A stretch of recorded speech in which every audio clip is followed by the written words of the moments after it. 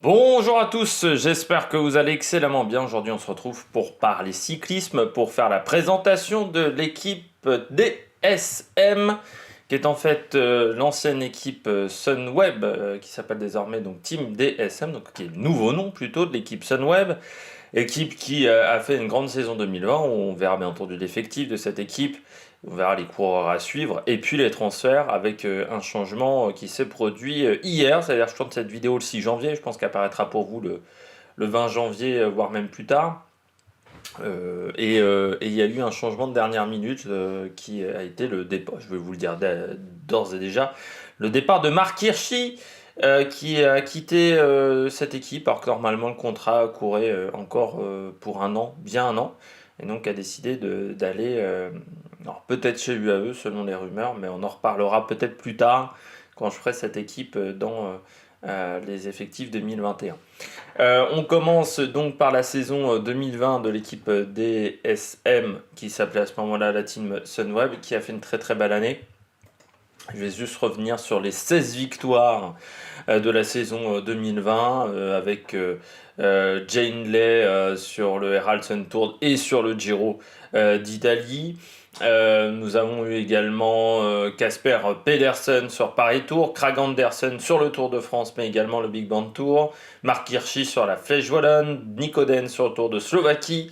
La Bretagne classique, c'était Michael Matthews, Tige Benoît sur une étape de Paris-Nice, Krag Andersen également sur Paris-Nice, Chesbol sur la Volta de l'Algarve. Et puis une équipe qu'on a souvent vue aux avant-postes cette année sur le Tour de France avec 3 victoires. C'était un peu la surprise de ce Tour de France avec un effectif qui pourtant n'était pas extrêmement alléchant au départ de la course. Et puis également sur le Tour d'Italie avec la deuxième place de Jane Lay, la troisième place de Kelderman, pardon. Et puis présent tout au long de la saison. En fait, c'est une équipe qu'on n'attendait pas forcément en 2020 et qui pourtant a été très présente et très intéressante pendant toute l'année 2020.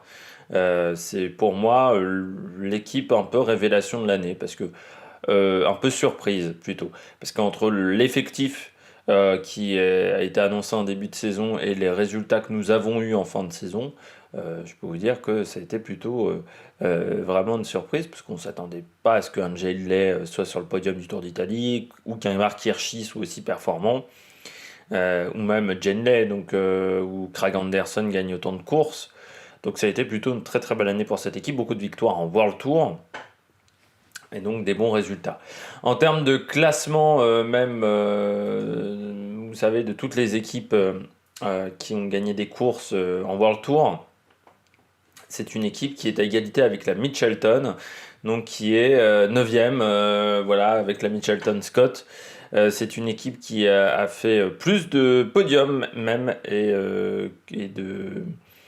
de top 10 que la Mitchelton Scott. C'est une équipe qui a été vraiment très régulièrement aux avant-postes et assez surprenante. Elle fait même plus de podiums que la Jumbo-Visma, qui pourtant est troisième de ce classement en nombre de victoires. Donc c'est une équipe qui a été très intéressante cette année. On passe assez vite au transfert parce que j'ai pas grand chose d'autre à dire. Et du côté des transferts, donc départ de Marc Hirschi, départ également de Michael Matthews dans le team Bike Exchange. On vient d'en parler hier. Enfin, pour vous, ça sera hier. Moi, je viens d'en parler un peu plus tôt dans la journée de Michael Matthews, voilà, qui retourne au pays, on va dire, qui était membre de cette équipe depuis quelques années. Je crois que c'était 2013.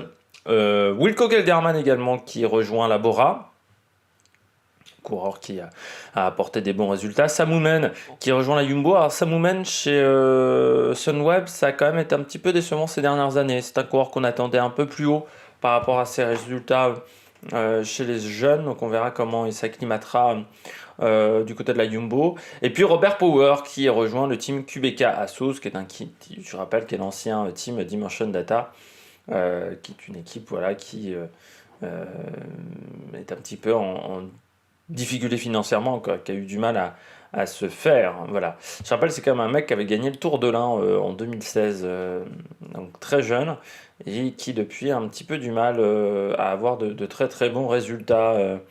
Notre ami Samoumen, ça regarde, il était très bon dans ses années jeunes, parce qu'il a gagné Paris Tour Espoir, c'est vrai.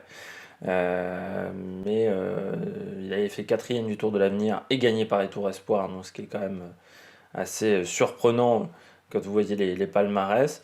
Mais depuis, c'est un petit peu compliqué pour ce coureur qui pourtant a un gros potentiel. Alpe Isère Tour également qu'il a remporté en 2015.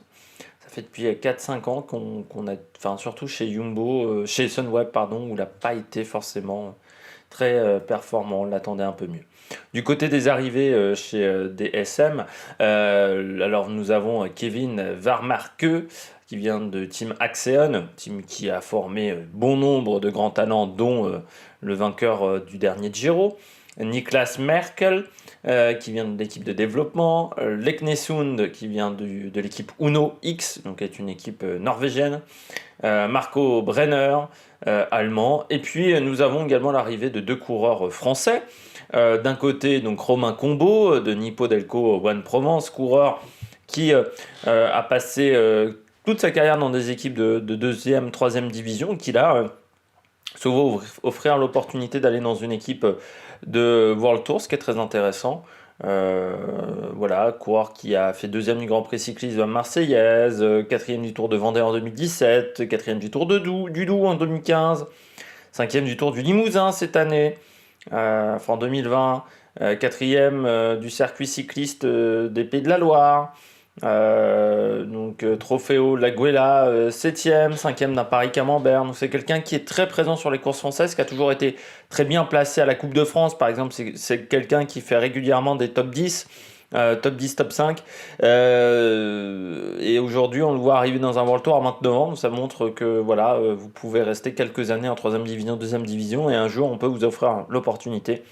Et ça, c'est donc très intéressant pour un coureur de ce type et très satisfait hein, de voir Romain Combo arriver dans un World Team. Bon, bah, ça veut dire qu'on va parler d'effectifs. Alors, effectif toujours très intéressant parce que c'est un effectif avec très peu de coureurs âgés. C'est vrai que les deux plus vieux de l'équipe, c'est Nicolas Roche et Romain Bardet, qui sont les deux plus vieux. Donc dire que Romain Bardet est vieux, je rappelle que Romain Bardet a 30 ans. Donc il est de la même année que Thibaut Pinot, je crois, Romain Bardet. Niklas Arndt à 29, enfin, il y a beaucoup de coureurs voilà, qui sont vraiment au top de leur forme. Et puis vous avez des très jeunes coureurs qui ont 20 ans, 21 ans. Enfin, c'est vraiment la pépite. Cette équipe, elle est bourrée de jeunes coureurs et de pépites. Il y a Ekoff, par exemple, il y a Denevan, il y a Nico Dens qui a que 26 ans, on le voit depuis des années, Nico Dens. Marco Bremer, il a 18 ans. Tige Bennett, il a 26, c'est vraiment une équipe très très jeune. C'est un effectif qu'on va certainement revoir l'année prochaine. Alors parmi les coureurs intéressants dans cette équipe, bien entendu, je vais parler de Romain Bardet. Romain Bardet qui, que j'ai trouvé a fait une bonne année 2020. Alors certains vont me dire, il était gentil parce que le mec, on l'a quand même peu vu aux avant-postes. Mais en 2020, il a fait quand même des très très belles choses. Moi, je voudrais souligner quand même son Tour de France où il était quand même plutôt bien placé jusqu'à sa chute. C'est comme sur cérébrale. Je voudrais quand même souligner aussi qu'on l'a quand même beaucoup vu lors du Tour des Flandres. Il a énormément aidé son équipier Oliver Nezen. Il a été même un moment à l'attaque dans les 50 derniers kilomètres, donc ça montre qu'il était plutôt bien physiquement. Romain Bardet, c'est un coureur qui marche à l'envie, hein, de toute manière, on le sait depuis quelques temps. C'est un coureur qui a envie de découvrir des courses, qui est passionné de cyclisme. C'est pas simplement un très bon coureur de cyclisme, c'est aussi quelqu'un qui est passionné par l'histoire du cyclisme. Et je pense que Sunweb, c'est intéressant pour lui. Déjà, c'est un coureur qui est intelligent. Et c'est un effectif qui est composé voilà, de beaucoup de coureurs jeunes. Lui, il va apporter de l'expérience. Et c'est aussi une équipe où on se met souvent au service du collectif. Et ça, c'est quelque chose qu'il sait faire. C'est vraiment la particularité depuis les débuts de cette équipe, c'est qu'un grimpeur peut participer au train d'un sprinter et un sprinter peut aider un grimpeur quand il a le maillot de leader. Donc c'est vraiment une équipe qui est, je pense, très intéressante pour Romain Bardet. Les autres coureurs à suivre cette année, eh bien, moi je vais mettre Jane Lay. La confirmation n'est jamais facile. Est-ce qu'on le verra sur le Tour de France ou sur le Giro de nouveau ou sur la Vuelta? Ça, c'est à lui de décider. Est-ce qu'on le verra sur les classiques ardennais? C'est un coureur qui pourrait peut-être être intéressant dans ce domaine-là.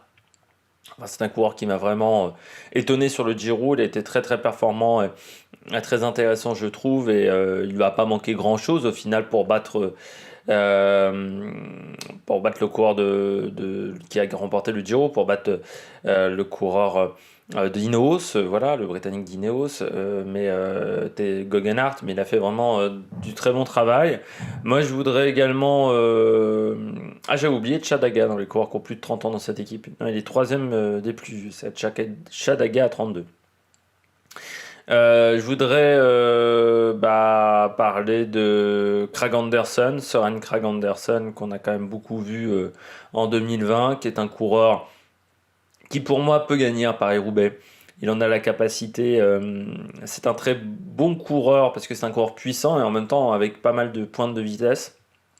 Coureur qui est intelligent parce que sa victoire sur le Tour de France, l'étape de Lyon, qui arrivait à Lyon, faut être très intelligent pour sentir le coup, faut être très fort physiquement, mais très intelligent également, faut sentir les bons coups.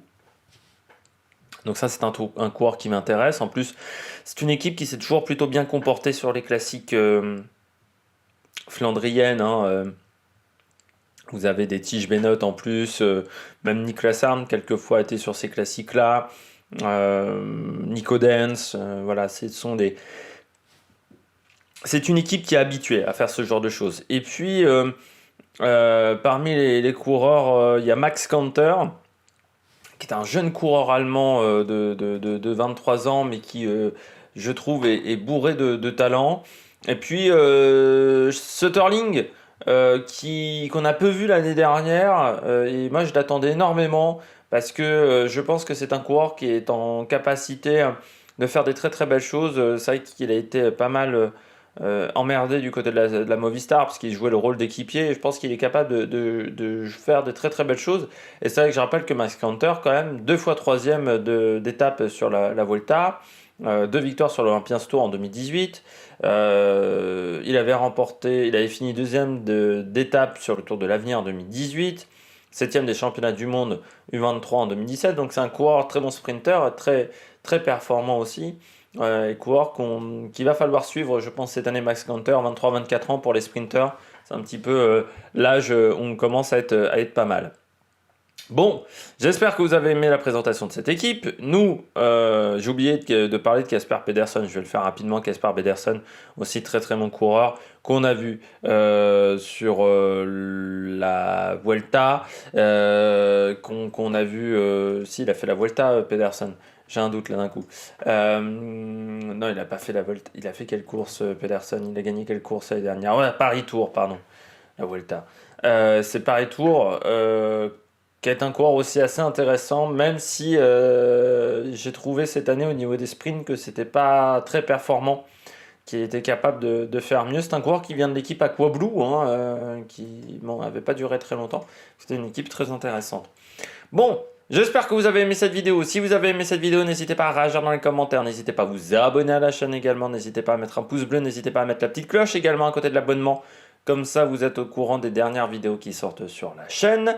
Et puis, n'hésitez pas à réagir dans les commentaires, à me dire quel coureur vous allez suivre cette année en 2020 du côté de l'équipe DSM. Et puis, nous, on se retrouve pour de prochaines aventures sur la Méric Production. Ciao, ciao!